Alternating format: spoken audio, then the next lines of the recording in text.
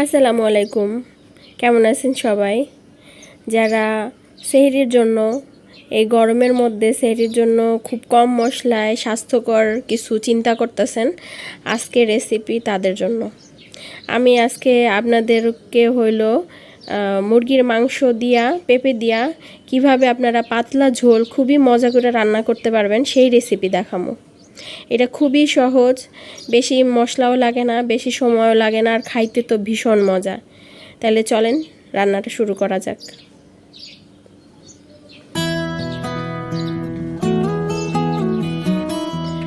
তো প্রথমে আমি একটা কড়াই গরম করে নিছি। এখানে 2 টুকরা ছোট ছোট 2 টুকরা দারচিনি আর 4 টুকরা এলাচ দিছি।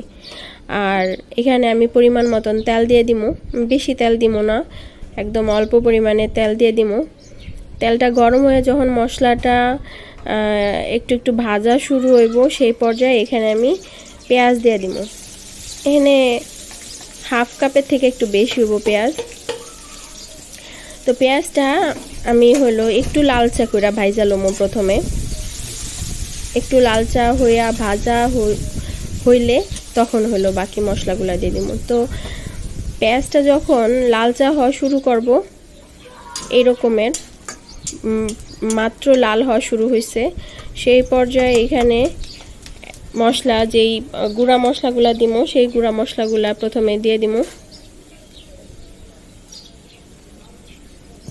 এখানে আমি 1 চা চামচ মরিচ গুঁড়া আর অল্প পরিমাণে হাফ চা চামচ হলুদ গুঁড়া দিছি। আমি এই তরকারির কালারটা হালকা রাখতে চাইতেছি। এটা রোগীদের জন্য খুবই ভালো হইব তরকারিটা। আর স্বাদ মতো লবণ। আপনারা যদি মনে করেন এইভাবে গুঁড়া মশলা দিলে পুড়ে যাবো, একদমই ভয়ের কিছু নাই। পেঁয়াজের মধ্যে পাউডার মশলা দিলে পুড়ে না। একটু নাড়াচাড়া দিয়ে সঙ্গে সঙ্গে পানি দিয়ে দিবেন, তাহলে আর মশলাটা একটু পুড়বো না, তরকারির কালারটাও অনেক সুন্দর আসবো। তো এই পর্যায়ে এখন আমি বাটা মশলাগুলো দিয়ে দিব। এনে আমি 2 চা চামচ রসুন বাটা আর 1.5 চা চামচ আদা বাটা দিয়ে দিব। যদি আপনারা রোগীর জন্য রান্না করতে চান তাহলে তেলটা আর একটু কমাই দিবেন, তাইলেই হবে। আদা বাটা রসুন বাটা দিয়ে দেওয়ার পরে এখন মশলাগুলো কষায় ফেলবো। আর এটার মধ্যে আমি 1 চা চামচ পরিমাণ জিরা বাটা দিয়ে দিব। এই জিরা বাটাটা অবশ্যই দেওয়ার চেষ্টা করবেন, জিরা গুঁড়া না দিয়ে জিরা বাটাটা দিবেন, তাহলে তরকারির কালারটাও সুন্দর আসবো। আর যে জিরা গুঁড়াটা দেওয়ার পরে তো তরকারিটা একটু কালচে কালচে হয়ে যায়, ওইটা আর হইব না, আর খাইতেও ভীষণ মজা লাগবে। একটু চেষ্টা করেন দেওয়ার জন্য। দেখেন আমার মশলাটা কষাতে কষাতে পেঁয়াজগুলা অর্ধেকটাই গইলা গেছে। আর মুরগি আর পেঁপেটা দিয়ে যখন আরেকটু কষামো তখন বাকিটা গইলা যাব। আর ঝোলটাও সুন্দর, একদম পেঁয়াজটা গইলা ঝোলটা অনেক সুন্দর হইব।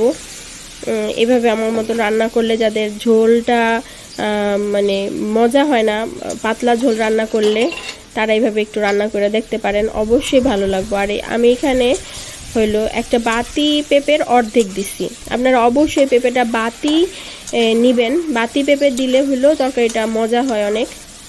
আবার বাতির চোটে পাকনা পেঁপে দিতে দেন না, মানে বাতি হইব ওই রকমের পেঁপে নেবেন।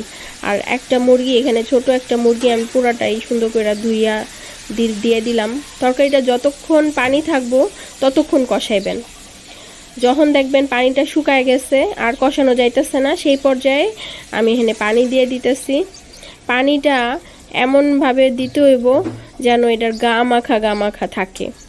একদম মানে ডুবাইয়া পানি দেওয়ার কোনো দরকার নাই, কারণ এখানে জাস্ট আমার পেঁপে আর মুরগিটা সেদ্ধ হইতে হইব।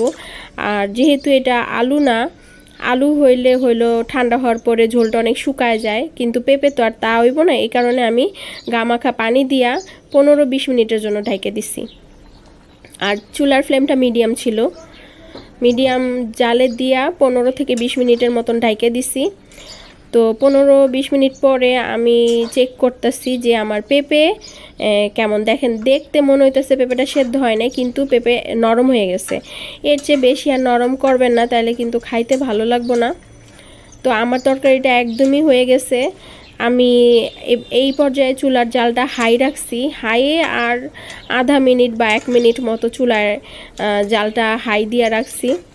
তো 1 মিনিট পরে আমি হইলো চুলাটা বন্ধ করে এই গরম চুলায় রেখে দিছি। আপনারা কিন্তু চুলা বন্ধ করার আগে অবশ্যই লবণটা চেক করে নেবেন। আমার লবণ একদম পারফেক্ট ছিল, আমার লবণ দেওয়া আর লাগে নাই। তা আমি গরম চুলাই আর এক চুলাই জালটা চুলাই বন্ধ করে কড়াইটা চুলাই দিয়ে রাখছি।